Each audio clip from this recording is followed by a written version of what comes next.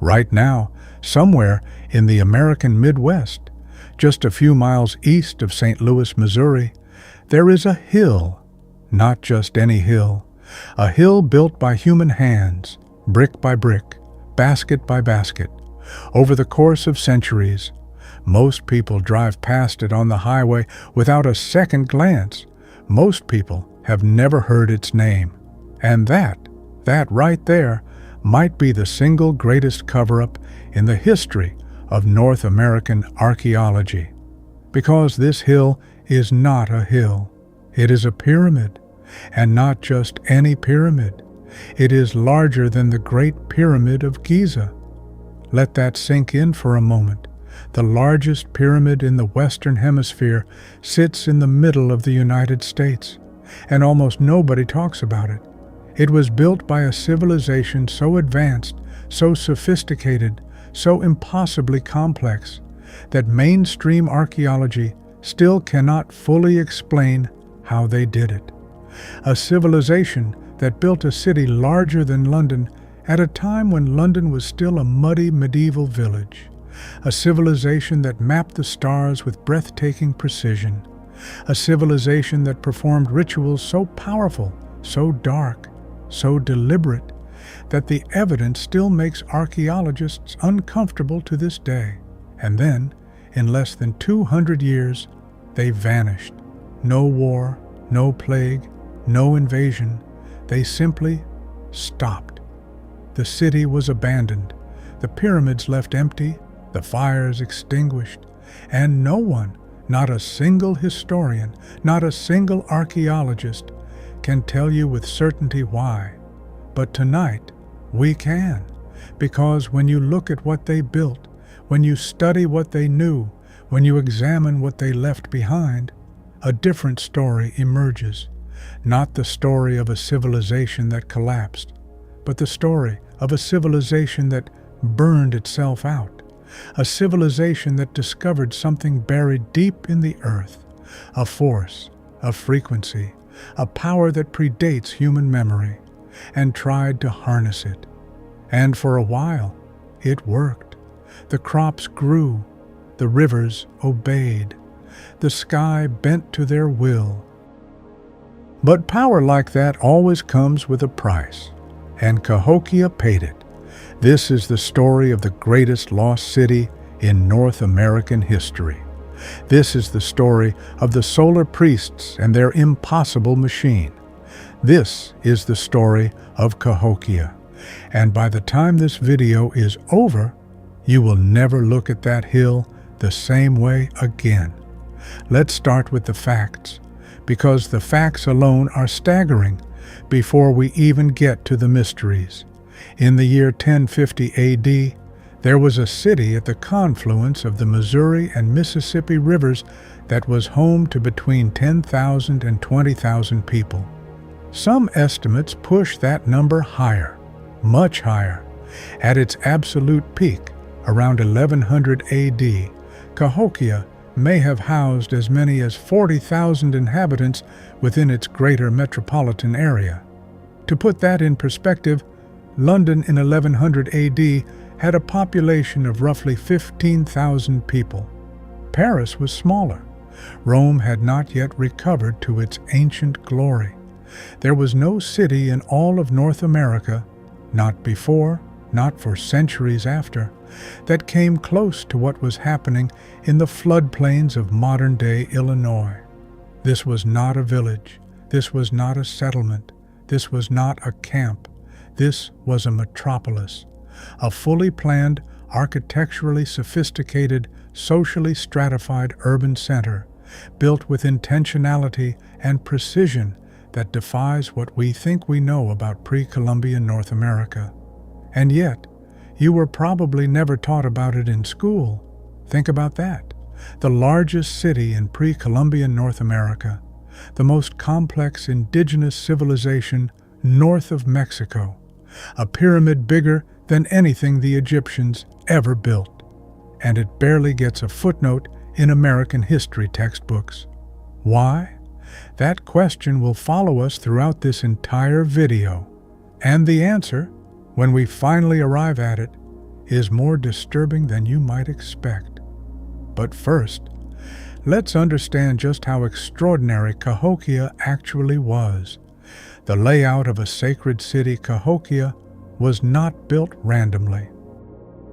It was not an organic sprawl of houses and markets that grew over time.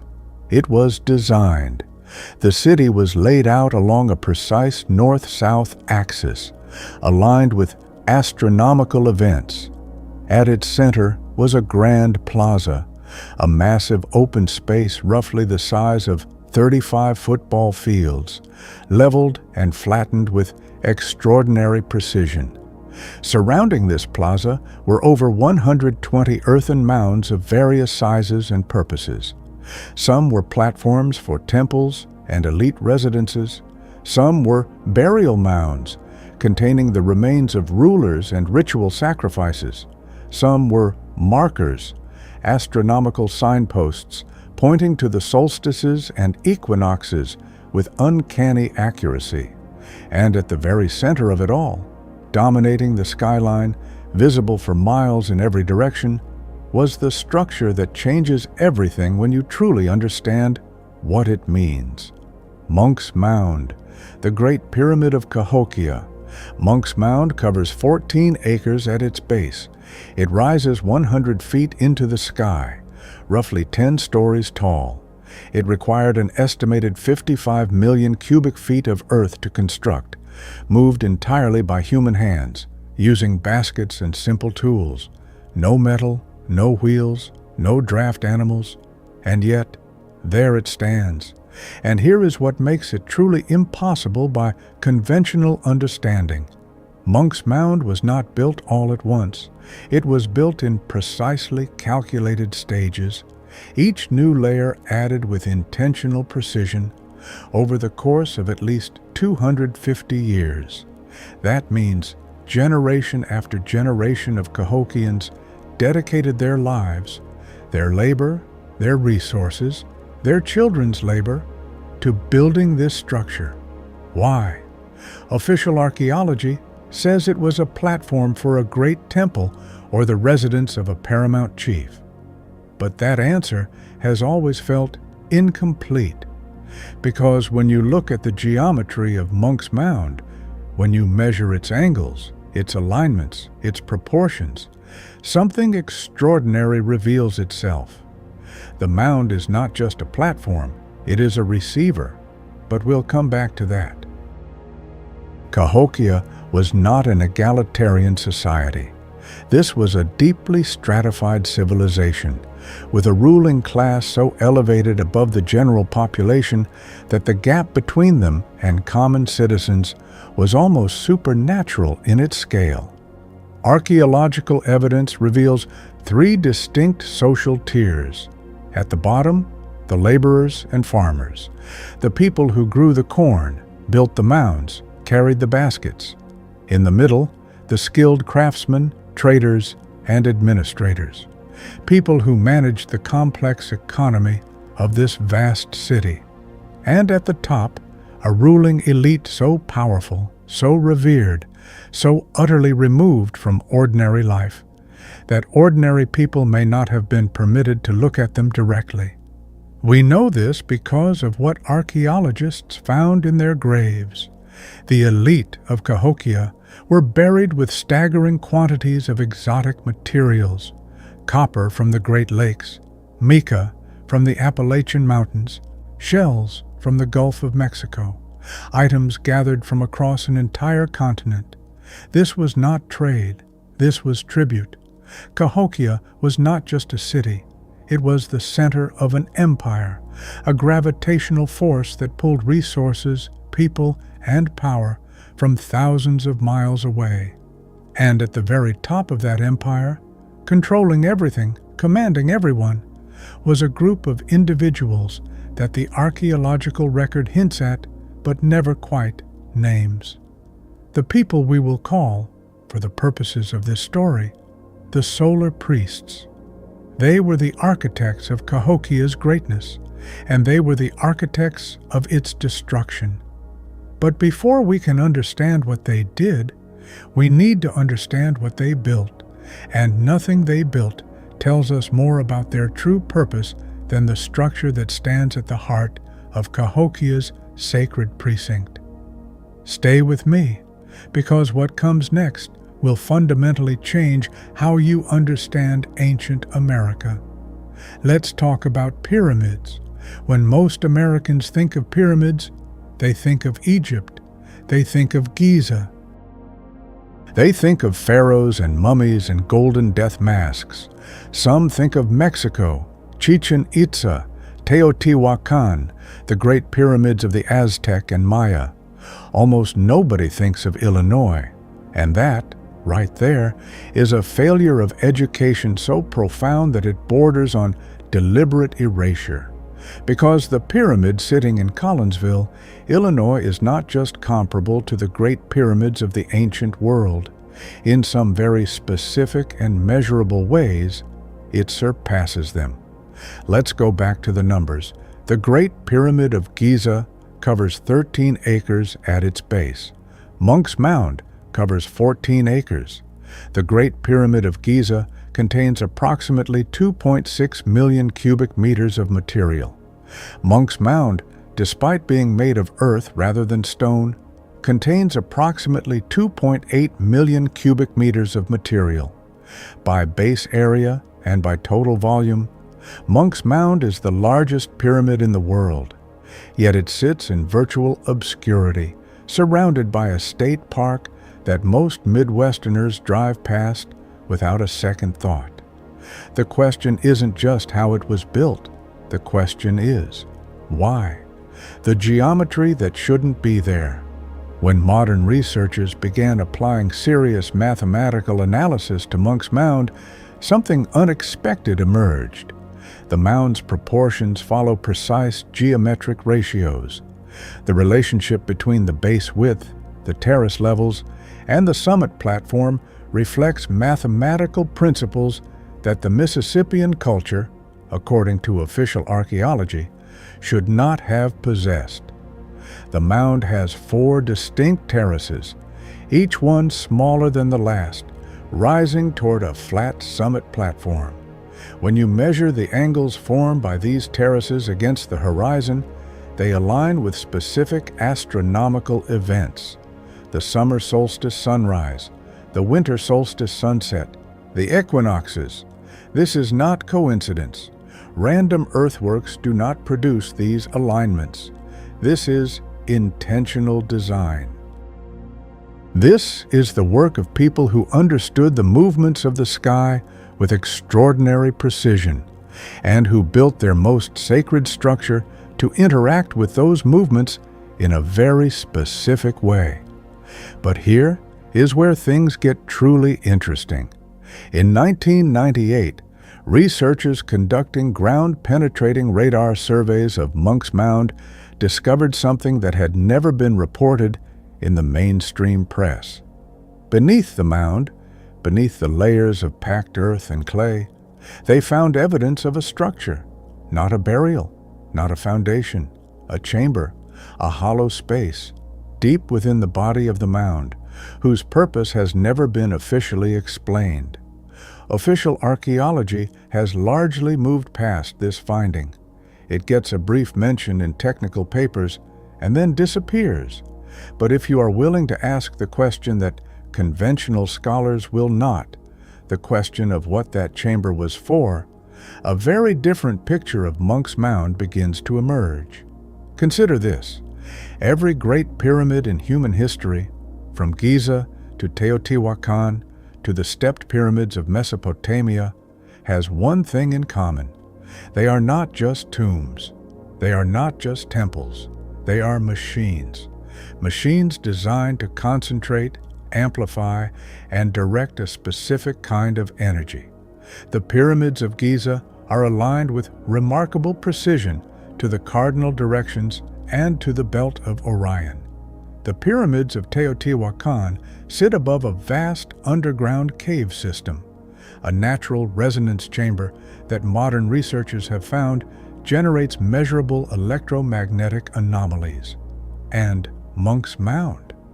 Monk's Mound sits at the precise geomagnetic center of the Mississippi River Basin, one of the largest natural energy channels on the North American continent. The river itself, that vast, meandering, ancient waterway, generates a continuous flow of electromagnetic energy as it moves billions of gallons of water across the continental interior. And Monk's Mound, with its precise geometry, its hollow chamber, its carefully calculated terraces, sits at the focal point of that energy. This is what the solar priests understood. This is what they built. Not a tomb, not a palace, a machine for talking to the earth. And if that sounds fantastical to you, hold on. Because the science of what happens when you concentrate geomagnetic energy through shaped earthworks is more real than you might think. But before we get to the science, we need to understand the people who wielded this machine, the solar priests of Cahokia. Who were they? Where did they come from? And what exactly did they believe they were capable of? Every great civilization has its priest class. Egypt had its high priests of Amun, the keepers of divine knowledge, the interpreters of the God's will, the men who stood between the pharaoh and the cosmic order. Mesopotamia had its ziggurats and the astronomical priests who read the stars from their summits, predicting floods, calculating harvests, timing wars. The Maya had their astronomer priests, men who tracked the movements of Venus with such precision that their calculations remain accurate to this day. And Cahokia, that impossible city in the middle of the American continent, had its solar priests. We do not know what they called themselves. Their language left no written record. Their traditions were passed down orally, and those oral traditions were shattered, scattered, and largely destroyed in the centuries following European contact. But what they left behind in the ground, in the architecture of their city, in the orientation of their mounds, in the staggering contents of their graves, tells a story more eloquent than any written text. The mark of the chosen.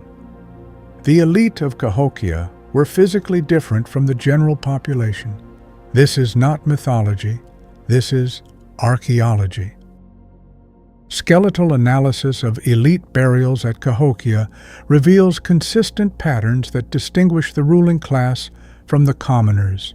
Better nutrition from birth, more protein, more variety, more calories from the very first years of life. Different dental wear patterns, suggesting a diet so distinct from the general population that they essentially lived in a different world. And, most intriguingly, evidence of different burial preparation.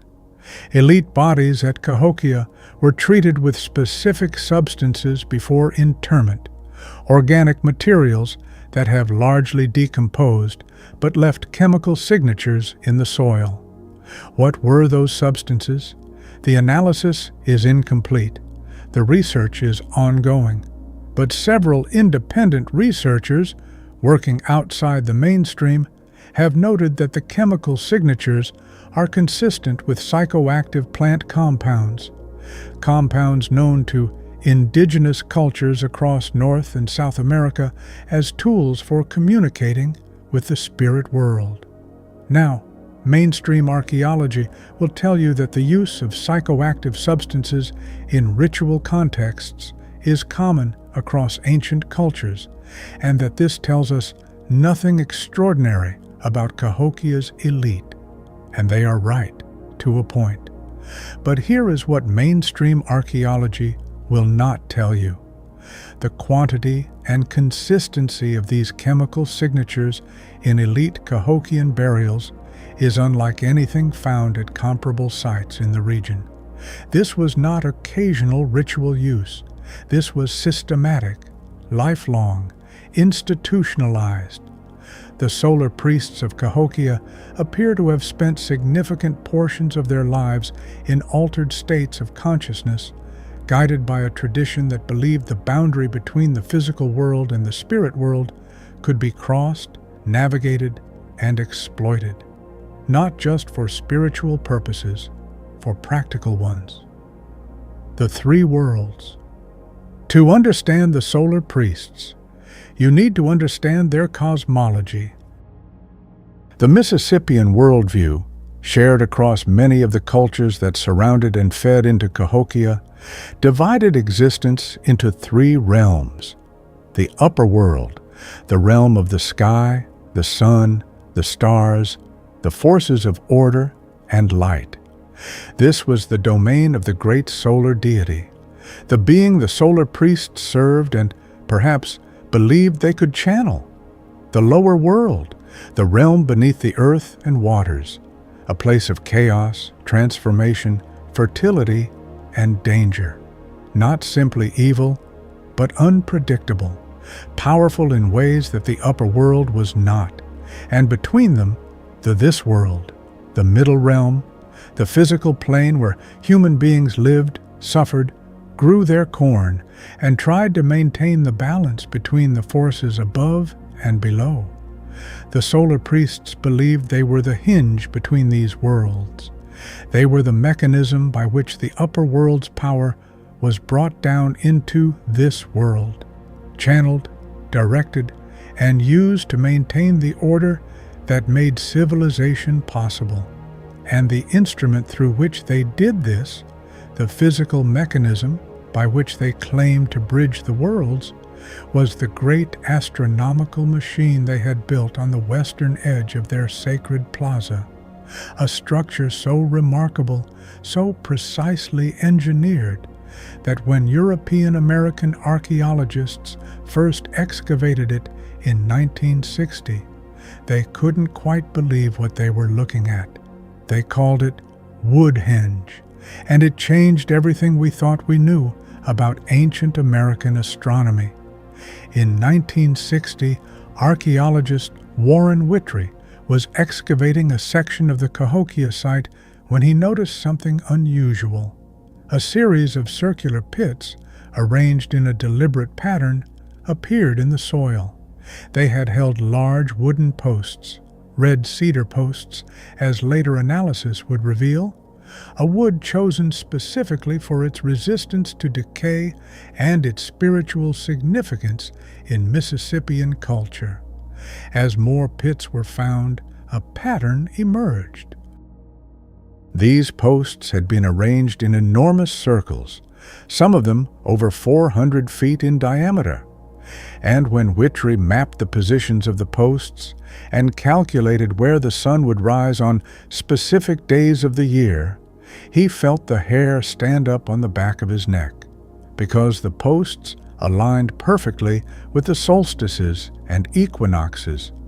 Looking east from a central observation post, a viewer would have seen the sun rise exactly over specific marker posts on the summer solstice, the winter solstice, and both equinoxes. The precision was extraordinary, and it was not accidental. This was a solar calendar of breathtaking sophistication, a physical device for tracking the movements of the sun through the year with accuracy that rivaled anything built in the ancient world. Whitry named it Woodhenge, after the famous Stonehenge of England. But in some ways, Cahokia's Woodhenge is more impressive than its British counterpart, because Stonehenge was built once with enormous permanence, its great stones dragged from Wales and arranged over centuries. Woodhenge at Cahokia was rebuilt at least 5 times. Each time, the posts were repositioned, the circle was adjusted, the alignments were refined. This was not a monument built once and left forever. This was a working instrument, constantly recalibrated, constantly updated, constantly improved, as if the solar priests were learning, as if each generation of priests was refining their understanding of what the machine could do, pushing it further, making it more precise, extracting more from it with each iteration. But a solar calendar, impressive as it is, does not explain the full scope of what Woodhenge appears to have been designed for. The resonance connection here is something that the official Woodhenge literature rarely discusses. Red cedar, the wood chosen for the Woodhenge posts, has specific acoustic properties. It is one of the most acoustically resonant woods found in North America. When struck, when vibrated, when subjected to sound at specific frequencies, red cedar amplifies and transmits that sound with unusual efficiency. Now ask yourself this question. What happens when you arrange hundreds of large red cedar posts in precise geometric patterns, circles within circles, and subject them to rhythmic sound?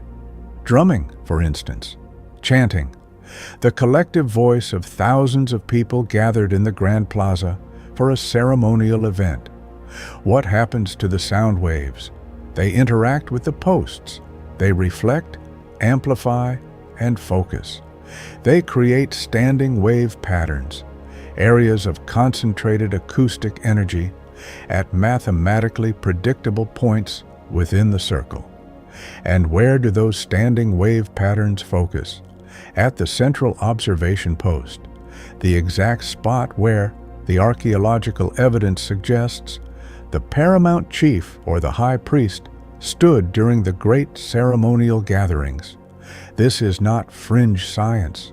This is basic acoustic physics, and it raises a question that mainstream archaeology has been reluctant to ask. Was Woodhenge not just a solar calendar, but also an acoustic focusing device, a machine designed to concentrate the collective sonic energy of thousands of participants and direct it toward a single point?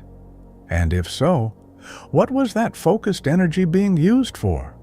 To answer that, we need to look at what happened at Cahokia during its great ceremonial gatherings, and what we find there in the archaeological record, in the skeletal remains, in the patterns of deliberate and systematic death, is something that no university lecture will ever quite prepare you for, because the solar priests of Cahokia were not content to simply read the sky.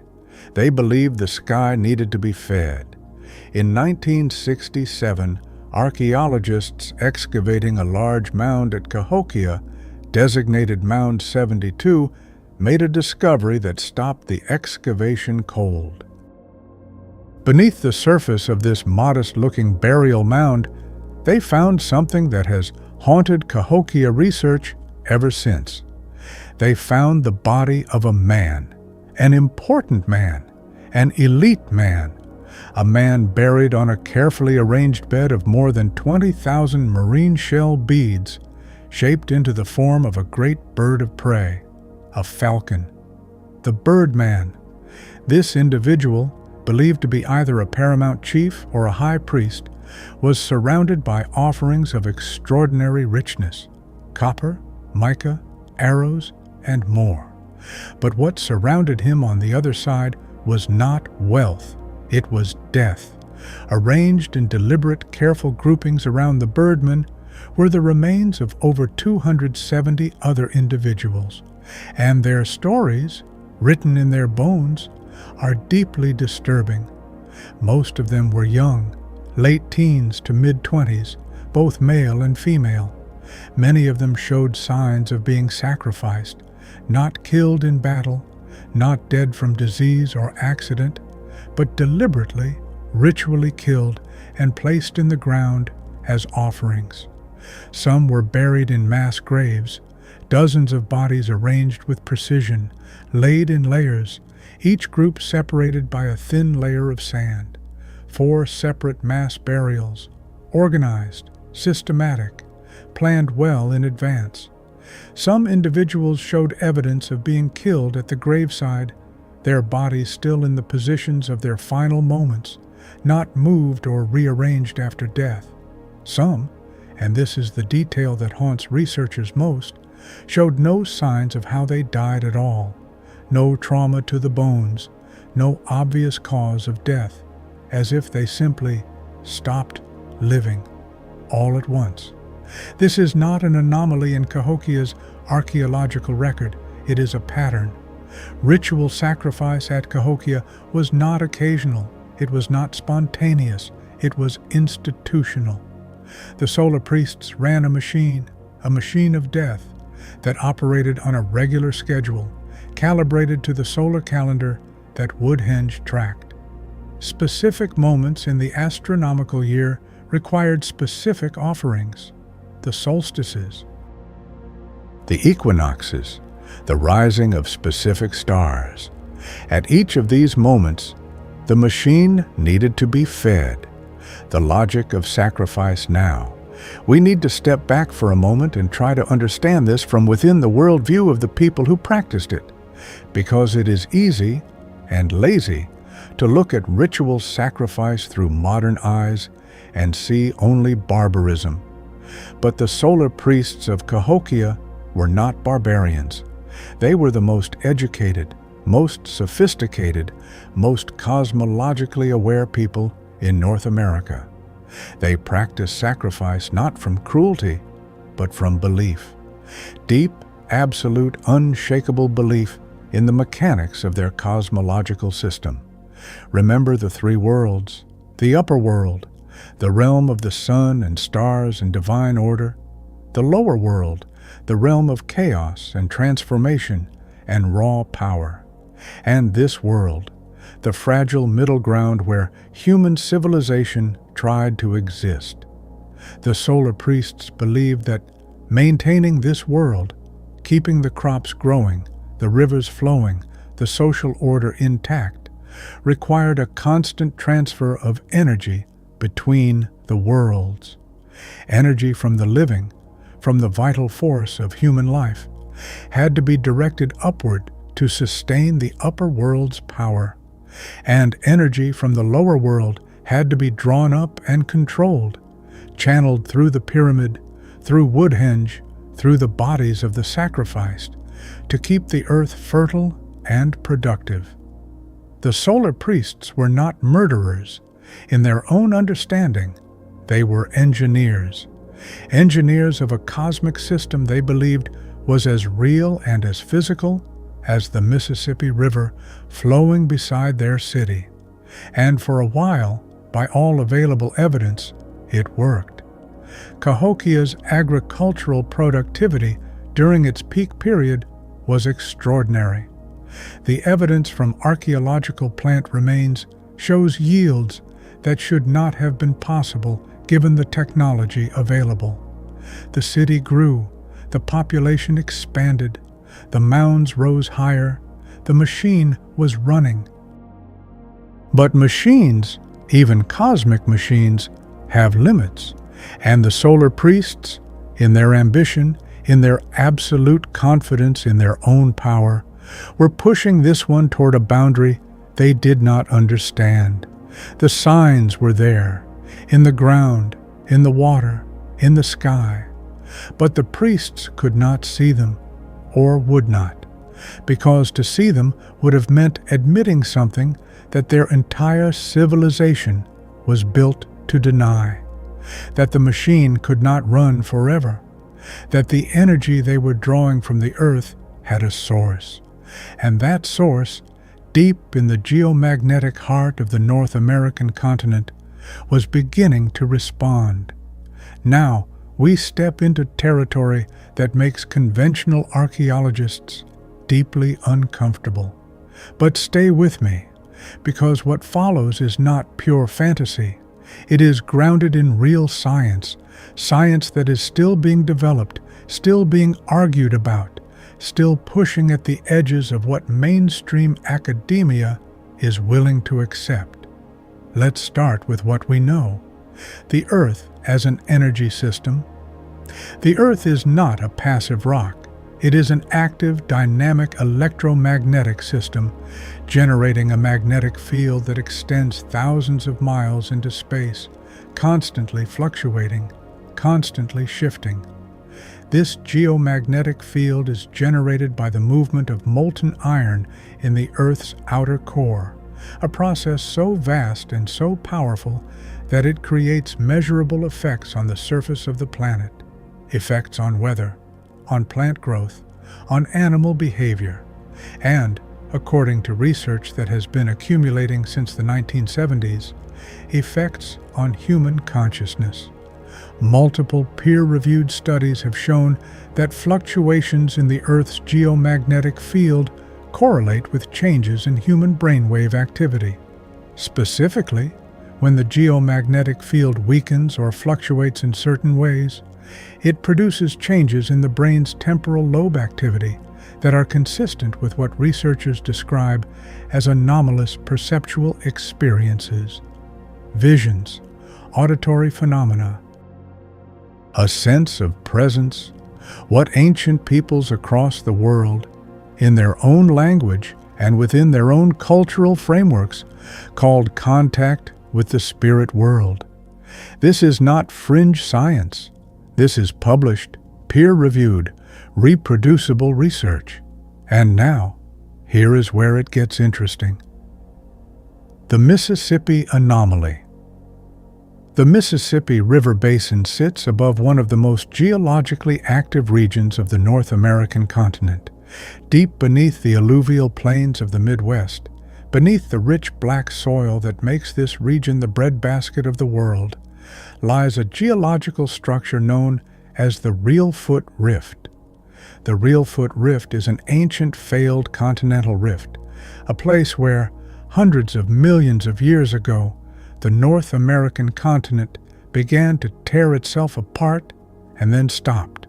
The rift never completed, but it left behind a deep scar in the bedrock, a zone of geological instability that persists to this day. You may know this rift system by another name, the New Madrid Seismic Zone, the same zone responsible for the 1811 to 1812 New Madrid earthquakes, the largest earthquakes in recorded North American history, earthquakes so powerful that they temporarily reversed the flow of the Mississippi River. Now, here is the connection that nobody in mainstream archaeology has been willing to make. The Reelfoot Rift does not just generate earthquakes, it generates geomagnetic anomalies. The geological stresses deep within the rift produce piezoelectric effects, measurable electrical charges generated by the compression of crystalline rock. These charges rise through the bedrock, through the alluvial sediments, and into the surface layer, creating areas of elevated electromagnetic activity at the ground surface. And Cahokia, that impossibly large city, built with such precision on the banks of the Mississippi, sits almost exactly over the northern terminus of the New Madrid seismic zone. This is not coincidence. The solar priests of Cahokia built their city exactly where they built it because they could feel what was beneath their feet. Not metaphorically, not spiritually, literally. The electromagnetic anomalies generated by the Reelfoot Rift would have produced measurable, perceptible effects on human physiology, effects that would have been interpreted by a culture with the Mississippian worldview as a direct manifestation of the lower world's power rising to the surface. The solar priests didn't discover this power by accident. They followed it, tracked it across the landscape through generations of careful observation, measuring the places where the Earth's energy was strongest, where altered states came most easily, where the crops grew tallest without explanation. And when they found the place where all of these phenomena converged, they built Cahokia. The amplification hypothesis. Now we come to the most audacious part of this theory. We know that shaped earthworks, mounds built to specific geometric proportions, can create measurable electromagnetic effects. This has been demonstrated at multiple sites in Europe. The long barrows of Neolithic Britain, the passage tombs of Ireland, the earthworks of the Orkney Islands. Researchers have measured elevated electromagnetic fields inside these structures, fields that cannot be explained by the local geology alone. The shapes of the mounds themselves appear to concentrate and amplify the Earth's ambient electromagnetic energy. Now apply that principle to Monk's Mound, a pyramid 14 acres at the base, 100 feet tall, built in precise geometric stages over 250 years, sitting directly above a geomagnetically active zone. If the earthwork amplification effect is real, and the European evidence suggests strongly that it is, then Monk's Mound is not just the largest pyramid in the Western Hemisphere, it is the largest geomagnetic amplifier ever built by human hands. And Woodhenge, with its precisely placed red cedar posts, its acoustic focusing properties, its calibration to solar events, was the control panel. The solar priests used Woodhenge to determine the precise moments when the Earth's electromagnetic energy peaked, synchronized with the movements of the sun.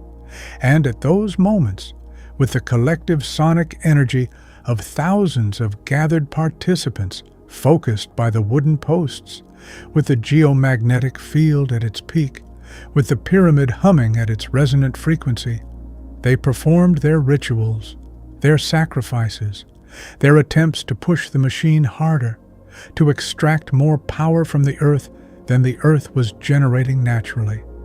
And for a while, by all archaeological evidence, the system responded. But systems pushed beyond their natural limits do not simply stop. They collapse. And what comes next, the story of Cahokia's collapse, is unlike anything you have heard before. Official archaeology has several theories about why Cahokia was abandoned. Theory 1. Environmental degradation.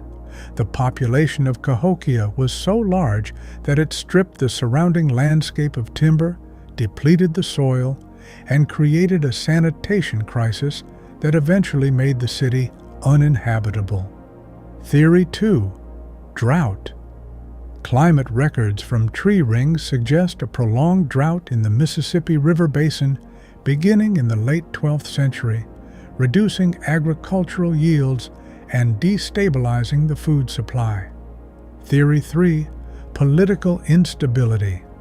As the city's population grew and resources became strained, the political authority of the ruling class may have collapsed, leading to fragmentation, conflict, and eventual dispersal. These are reasonable theories. They are supported by some evidence, and they probably all played some role in Cahokia's decline. But they share a fundamental problem. None of them explains the speed of the collapse. Cahokia's decline, when it came, was not gradual. It was not a slow, centuries-long fade. Archaeological evidence suggests that the city's population dropped dramatically over a period of just a few decades in the late 1100s to early 1200s. A city of tens of thousands of people, gone, within living memory. Where did they go? Some dispersed into smaller communities throughout the region. Archaeological evidence shows Mississippian cultural influence spreading outward from Cahokia as the city declined, as if the population was fragmenting and scattering in all directions simultaneously. But the center, the sacred precinct, the Grand Plaza, the Great Pyramid, was abandoned with a speed that suggests not gradual decline, but sudden rupture. Something happened at Cahokia, something that broke the machine, and in the archaeological record, if you know what to look for, the evidence of what that something was is hiding in plain sight. The flood evidence ground-penetrating radar surveys of Monk's Mound, conducted in the 1990s, revealed something that sent a quiet shockwave through the small community of researchers who study it. The upper terraces of Monk's Mound show evidence of massive structural failure. Large sections of the mound's upper levels collapsed, not through erosion or gradual degradation, but suddenly, catastrophically, all at once. Official archaeology attributes this to a massive flood event, a great inundation of the Mississippi and its tributaries that overtopped the mound and caused the saturated earth to liquefy and slump. And flood evidence at Cahokia is real. The Mississippi has flooded this region many times throughout history.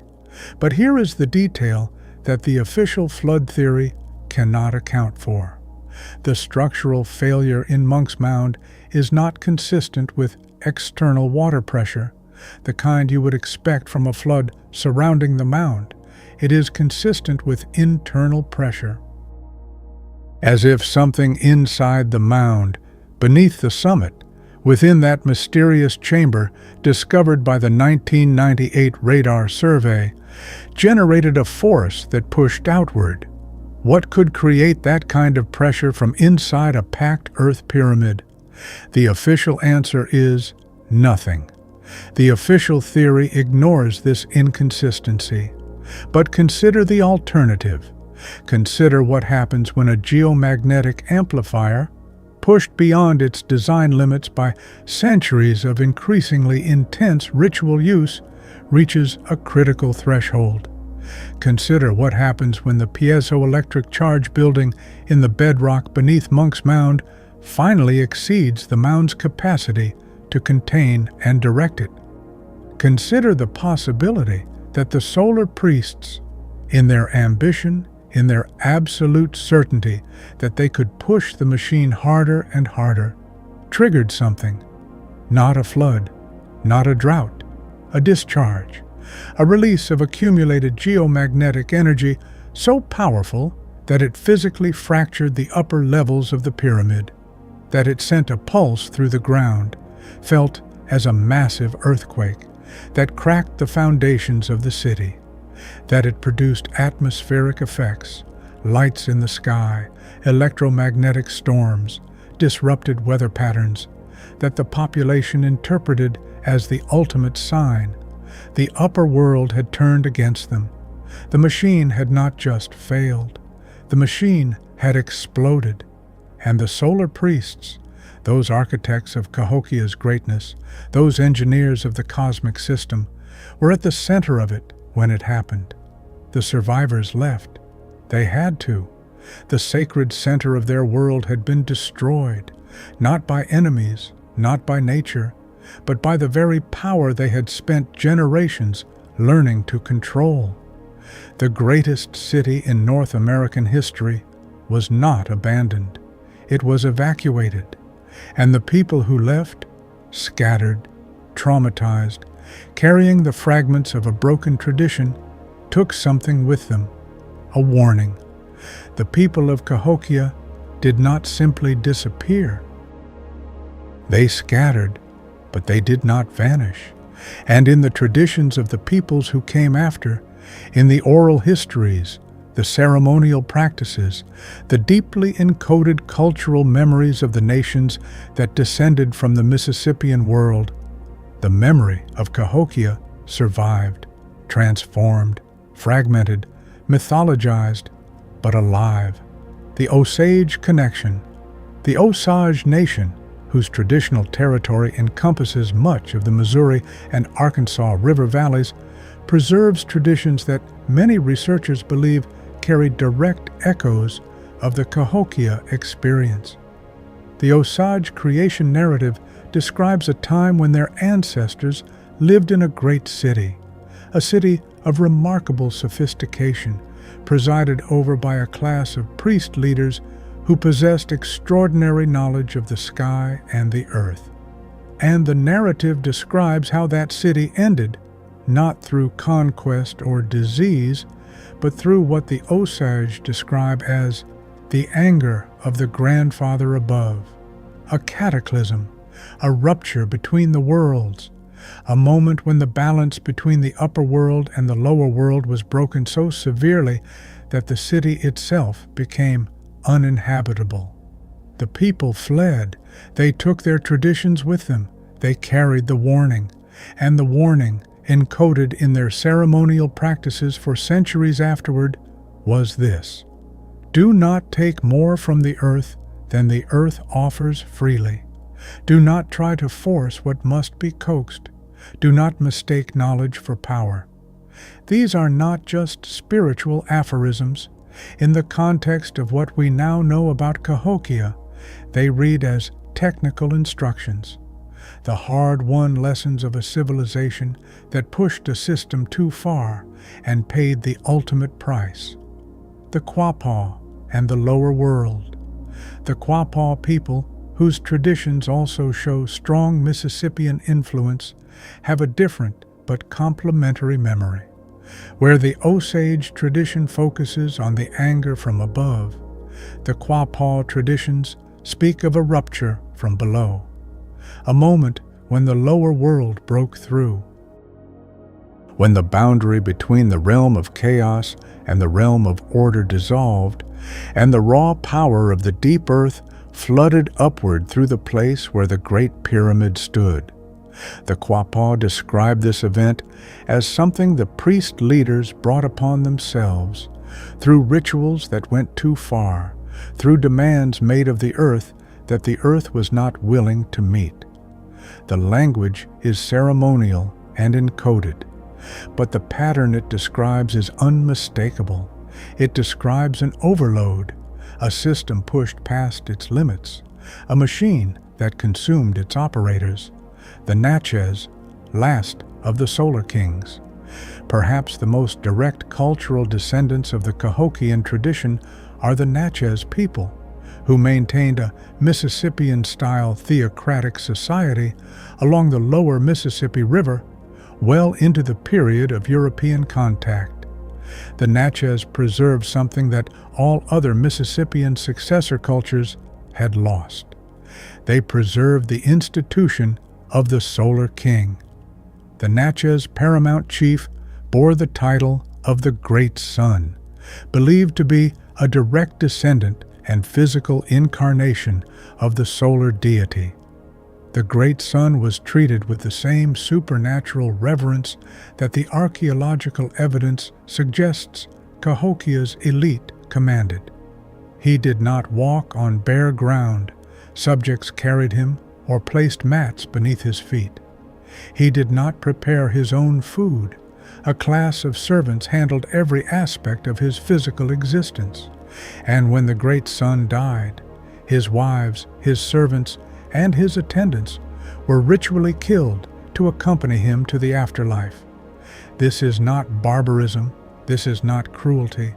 This is the survival of the Cahokian tradition, preserved in amber, maintained intact through centuries of dispersal, by a people who remembered, even if they no longer fully understood, what the original machine had been designed to do. The Natchez were not practicing meaningless ritual. They were maintaining a technical protocol, the operating procedures of a cosmic system that their ancestors had built and that had, catastrophically, broken down. They were keeping the instructions alive, waiting, perhaps, for a time when the machine could be rebuilt. When the Europeans arrived and the Natchez were destroyed or dispersed in the wars of the early 18th century, those instructions were finally, irretrievably lost. Or were they? Because there is one more thread to this story, one more piece of evidence that the knowledge of Cahokia, the real knowledge, the technical knowledge, the knowledge of what the pyramid was and what it did not entirely die with the Natchez. It was written down, not by the Natchez themselves, not in any Native American tradition. It was written down by a Spanish explorer who wandered through the ruins of the Mississippian world in the 1540s, a man named Hernando de Soto. And what his chroniclers recorded, in accounts that have sat in Spanish archives for nearly 5 centuries, suggests that the memory of Cahokia's true nature survived far longer than anyone has suspected. Hernando de Soto's expedition through the American Southeast from 1539 to 1542 was a catastrophe for the indigenous peoples of the region. De Soto brought disease, violence, and destruction wherever he went. But his chroniclers, soldiers, and priests who recorded the journey in remarkable detail also recorded something else. They recorded what they saw, and what they saw in the traditions, the structures, the ceremonial practices of the Mississippian cultures they encountered contains details so specific that they can only have come from direct knowledge of Cahokia's actual history.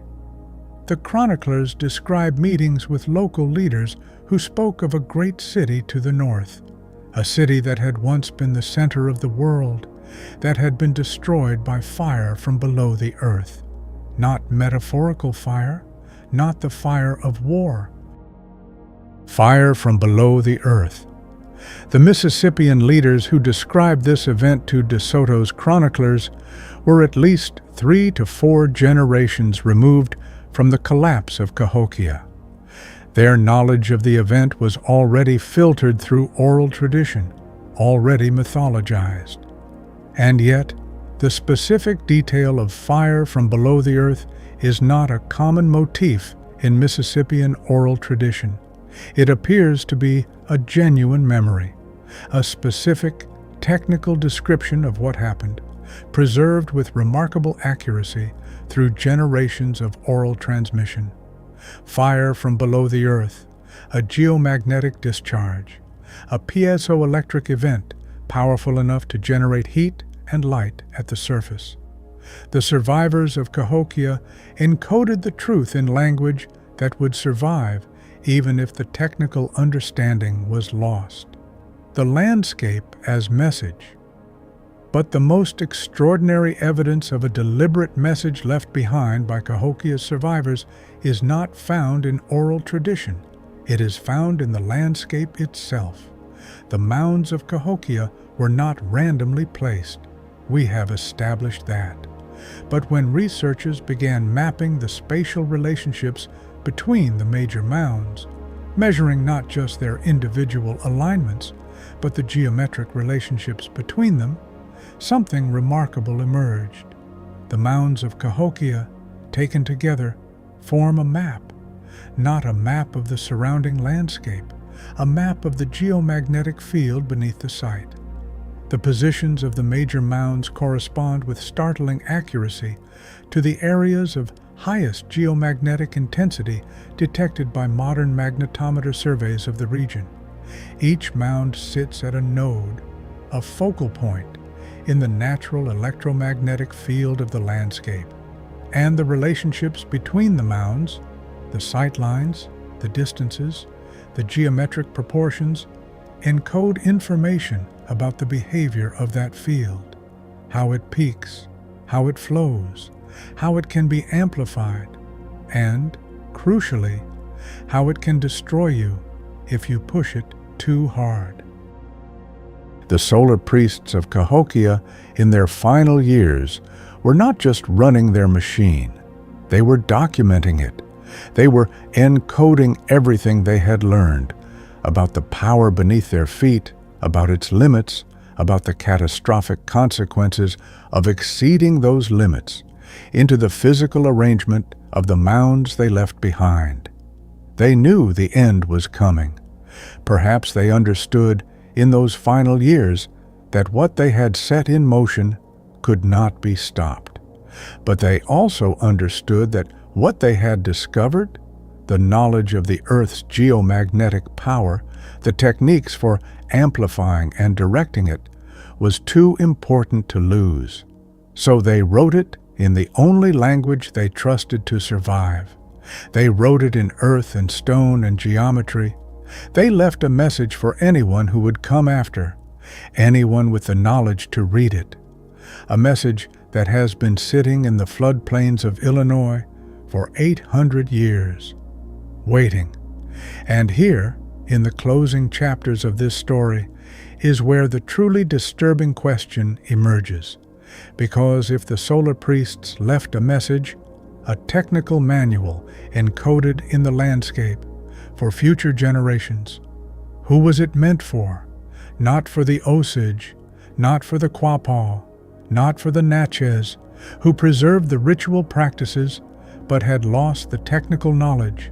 The mound map, the geomagnetic blueprint encoded in the landscape of Cahokia, was left for someone who would come to this place with instruments sensitive enough to read it, someone who would have magnetometers, ground-penetrating radar, satellite imaging, someone, in other words, who would not arrive for another 800 years, someone like us. This is the part of the story where we have to make a choice. We can treat everything we've discussed, the geomagnetic amplifier, the solar priests, the encoded landscape message, as an elaborate and entertaining alternative history. A fascinating what if, interesting to consider, impossible to prove, ultimately harmless. Or we can take it seriously. We can ask the question that the evidence, the real, physical, measurable evidence, actually demands. What if the solar priests of Cahokia were right? Not about their cosmology, not about the upper world and the lower world, but about the fundamental fact beneath all of it. The Earth is an energy system. The Earth's geomagnetic field is real, measurable, and fluctuating. Human civilization, with its electromagnetic infrastructure, its deep mining operations, its artificial manipulation of the planet's surface, is interacting with that field in ways that have never happened before in human history. And the geomagnetic field is responding. The field is weakening. This is not alternative history. This is current science. The Earth's geomagnetic field has been measurably weakening for at least the past 200 years. The rate of weakening has accelerated in recent decades. The magnetic North Pole, once a stable reference point for navigation, has been moving so rapidly in recent years that aviation authorities have had to update their navigation charts multiple times in a single decade. A region of the South Atlantic known as the South Atlantic Anomaly, where the geomagnetic field is dramatically weaker than surrounding areas, has been expanding steadily. Satellites passing through this anomaly experience electronic failures, radiation levels spike, systems malfunction. What is causing this? The honest scientific answer is, we are not entirely sure. The Earth's geomagnetic field has reversed multiple times throughout geological history, a process in which the north and south magnetic poles swap positions. The field weakens dramatically before and during a reversal. The current weakening may be a precursor to the next reversal. Or it may be something else, something that has no geological precedent.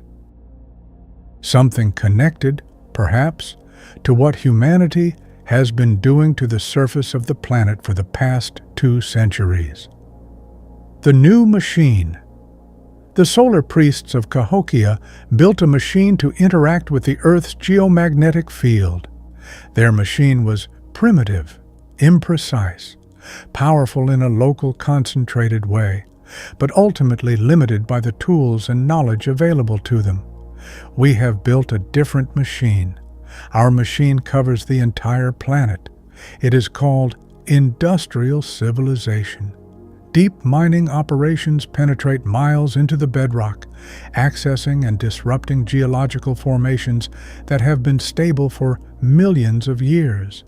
Hydraulic fracturing, fracking, injects fluid under enormous pressure into rock formations deep in the earth, triggering the same piezoelectric effects that the solar priests may have accidentally triggered beneath Monk's Mound. The electromagnetic infrastructure of modern civilization, power grids, communication systems, satellite networks, saturates the atmosphere with artificial electromagnetic fields orders of magnitude stronger than anything in natural human experience. We are not, as a civilization, deliberately trying to interact with the Earth's geomagnetic field. We are doing it accidentally, without the cosmological framework that told the solar priests to pay attention, without the generations of careful observation that let them track what the Earth was doing, without any of the ritual caution, however misguided its specific expressions, that told the solar priests they were dealing with a force that demanded respect. We are pushing the machine, and we are not watching the gauges. The Mound Map Revisited. In 2019, a team of researchers using satellite magnetometry and ground-penetrating radar conducted the most comprehensive geomagnetic survey of the Cahokia site ever attempted.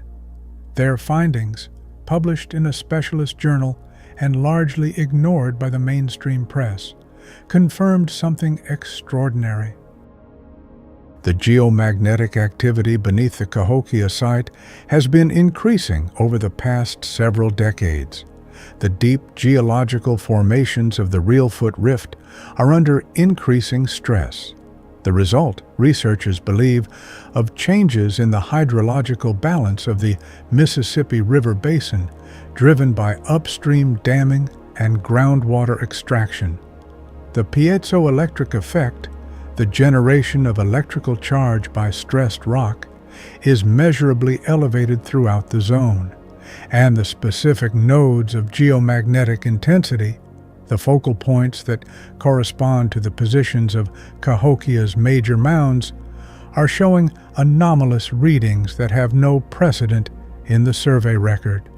Something is happening beneath the old city, something that the solar priests encoded the mound map to warn about. The message they left, written in earth and geometry 800 years ago, was not just a record of what had happened. It was a warning about what could happen again. And here, in the floodplains of Illinois, in the shadow of a pyramid that nobody talks about, the question finally resolves itself into something sharp and clear and urgent. The solar priests of Cahokia understood something that we have forgotten, that the Earth is not a passive backdrop for human activity, that it is a system, a living, dynamic, responsive system, that it can be pushed, that it will push back, and that the consequences of pushing it past its limits, as Cahokia's own ruins demonstrate, can be sudden, catastrophic, and civilization-ending.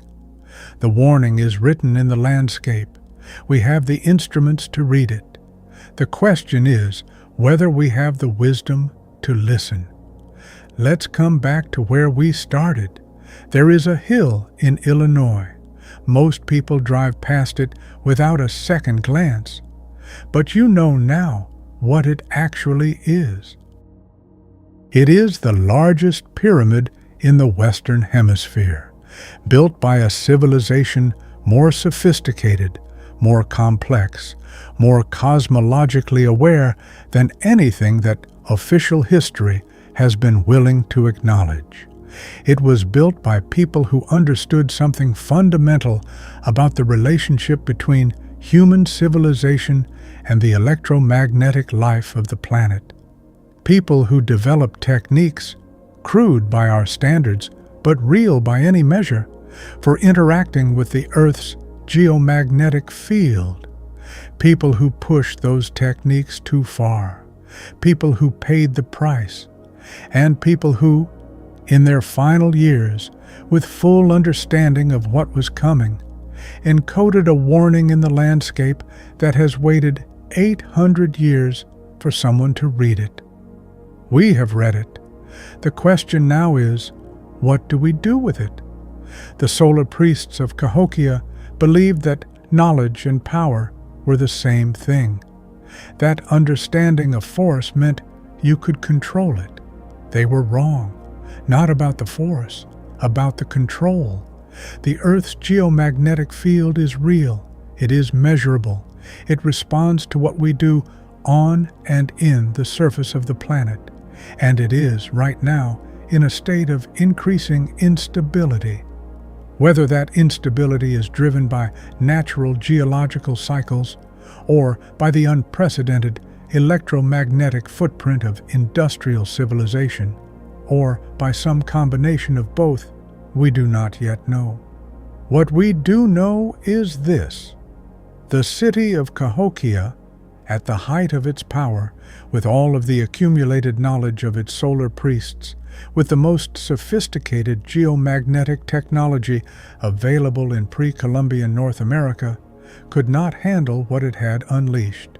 We are running a machine that makes Cahokia's pyramid look like a child's toy, and we are running it with no cosmological framework, no ritual caution, no warning system, no one watching the gauges. The last civilization to discover the power beneath our feet built a pyramid over it, and then they disappeared. Their warning is still there. Written in earth, written in geometry, written in the bones of the hundreds they sacrificed to a machine they thought they understood. Monk's Mound is still standing. 800 years of rain and frost and the slow pressure of time, and it is still there, still aligned with the solstice sunrise, still sitting above the geomagnetic nodes the solar priests identified, still humming, if you know how to listen, with the residual energy of everything that happened there. The clock the solar priests built has never stopped ticking. We just forgot how to read it. If this story made you see the ancient world differently, you're not alone. The history they don't teach you is always the history that matters most. Subscribe. The next chapter is already waiting.